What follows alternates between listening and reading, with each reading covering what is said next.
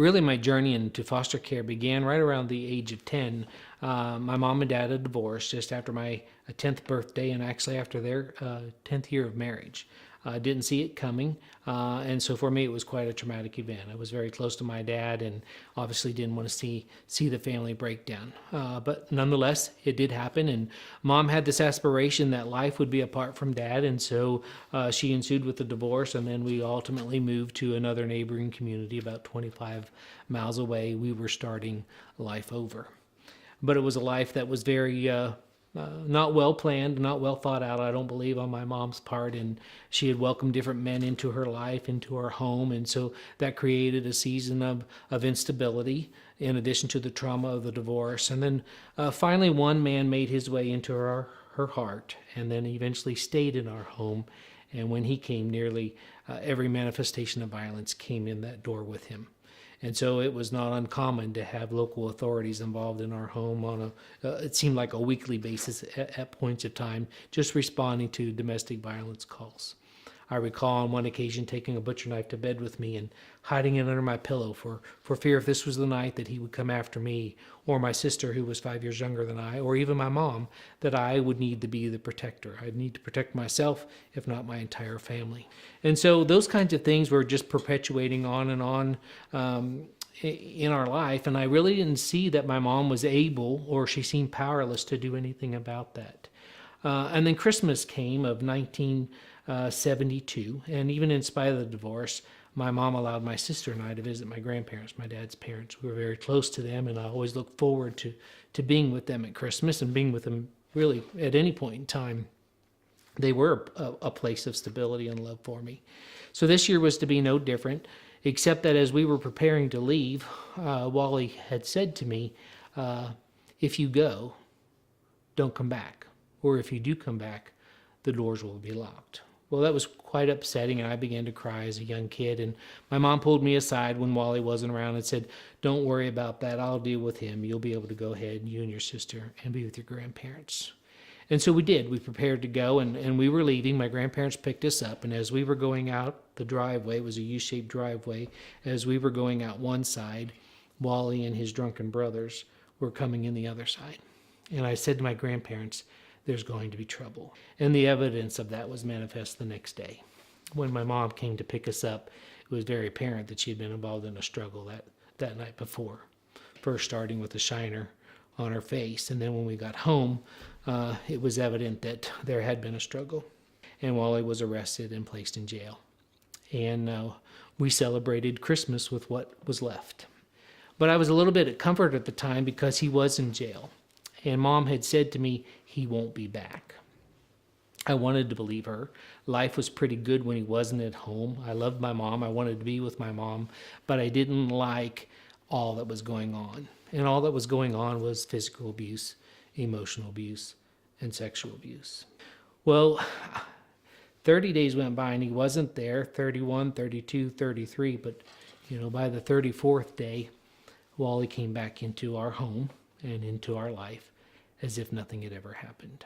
It's further complicated with my mom sitting me down and swearing me to secrecy and say, don't tell anyone that he's here.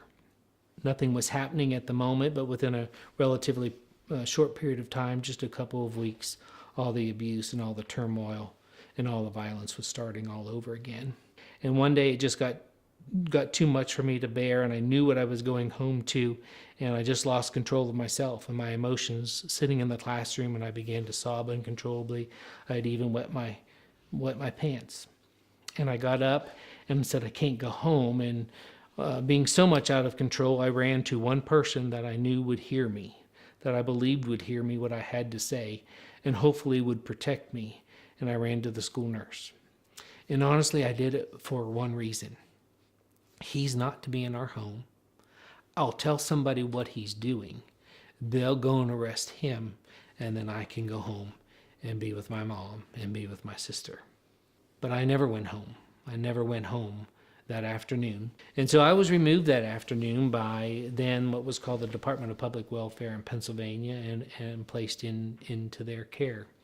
And that created quite a stir, and that really did While at one point it was a rescue, while at one point there was a sense of relief, it created a great deal of trauma and uncertainty and turmoil for the ensuing months ahead, because I just didn't know what was going to happen. And the nagging question that remains with me today is this: the home was unsafe enough for me to return, but my sister was not removed. And so not only was I feeling relief of not being in that environment, but I also had a significant burden and a sense of fear of and responsibility, what was going to happen to my sister and what was going to happen actually to my mom. And so all these things are going on in the heart and the mind of this young man, this young kid, and I'm finding myself now going through a court process that has me entering into this season of foster care. I didn't know what foster care was, and I didn't know what to expect. But I would find myself in court and learning that I would be removed from my mom and placed in foster care and be going and placed under the auspices of a private Christian agency and placed in one of their foster homes, what they called love homes at the time, and placed me in a different community, a strange community with a strange family. And so I went, and it was quite a tumultuous event in my life. And I remember, though, to some degree, having enough relief that I was going to bed at night without being afraid, and that I was having whole nights of sleep that I wasn't familiar with. I had a bit of turmoil going on in that first 30 days, and I think it manifested itself in different ways, but it was further complicated when things weren't gelling just right, and I didn't feel like I was being received by the foster mom very well. In fact, she had even told me on one occasion that she hated me and didn't want me there. And even as a kid, I thought, man, if this is to be a love home, I'm not sure I want one of these either. And so I told my caseworker at the time, I'm not sure that this is working right. I don't think this mom likes me. And he seemed to be dismissive. And again, he was a strange person to me as well. So what is going on here? And so I stayed. And when he came for his second visit, I then said the same thing. I don't think this mom likes me. I don't think she wants me here. So he called a family powwow together, and he sat us down, and she rather matter-of-factly said, no, this isn't working, and I don't want him here. And so I was instructed to pack my things, and I would be removed that night from my first foster home and taken 2 hours in another direction to another unfamiliar territory, further away from my biological family, and placed in my second placement in the home of John and Sally Miller. After 18 months, Mrs. Miller became pregnant with her first child with complications. And I think that's really the only explanation that brought my stay there with them to an end. And so I was received that night in the home of Bill and Joan Mack. They were 27 years old, had been married only 7 years, had a first grader and a kindergartner.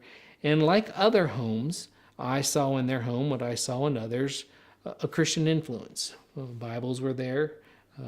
Plaques on the wall, but there was just something significantly different that I was feeling in the presence of this home that night. And so I embraced the faith, I embraced all the family dynamics, and it went very well. And I guess in social workies, we say I had this wonderful honeymoon period.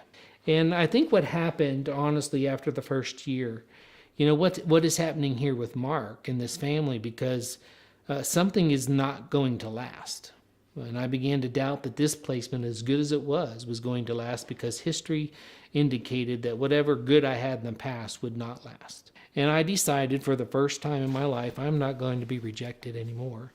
I won't be hurt anymore. If anything's going to happen to me, it's going to happen by my will. And so I determined that I'll do the rejecting first. And it wasn't good, because as I began to forsake, I began to invite all kinds of other issues into my life. And so truancy developed, and I started to be physically abusive to my foster brother and sister, emotionally abusive to my foster mom, and just getting in trouble. So for the first time ever, I would take responsibility for my actions, and I would walk up the stairs, turn the corner, and see my parents praying at the dining room table. And I interrupted their gathering there and said, I'm sorry, I want to stay. And she looked at me and said, Mark, will you forgive me for the way I've responded to you? And I just looked at her, And what do I do with that? And I said to her, how are you doing this? I don't understand. I've hurt you. I beat on your kids. I've created all this turmoil in your home, and you're asking me to forgive you. And she just looked at me and said, we've tried to tell you that you're our son. You'll always have a home here. Let us love you. And obviously I didn't leave that night. And I couldn't fool anyone to believe that it was just perfect and rosy from that point forward. We certainly still had some more struggles. But that was the turning point for me, where I finally was convinced in my heart that they meant what they said, that I would be their son. And I always had and could have a home there. So what was once a problem with truancy then ended up becoming a great celebration, because within just a couple of years I would graduate from high school and be who's who among American high school students. And it would be at my high school graduation that I would really be reunited with my biological family. I never saw my mom and dad the whole time that I was in foster care. And there are some things about the system that failed me, and that was one of them, not to have any connection with my mom or dad during this nearly 6 years of being in foster care. There are so many kids that experience different circumstances going through foster care. And when I look back at my own circumstance, I wish there had been a CASA assigned to me at that time. And I don't believe they were even around at the time, but I certainly can see where there needs to be oftentimes another heart of compassion, another voice of reason, another hand of hope who's walking alongside a child that's in the system that needs that kind of support to come alongside of them to provide the reassurance and the direction that's needed for kids who oftentimes fall into this void or fall into this troublesome, burdensome system that oftentimes requires just one more heart, one more voice. And so if a CASA representative can be assigned to bring that kind of hope to a kid's life, what a valuable place to be. What a place to find your place of service to do that for such a young person.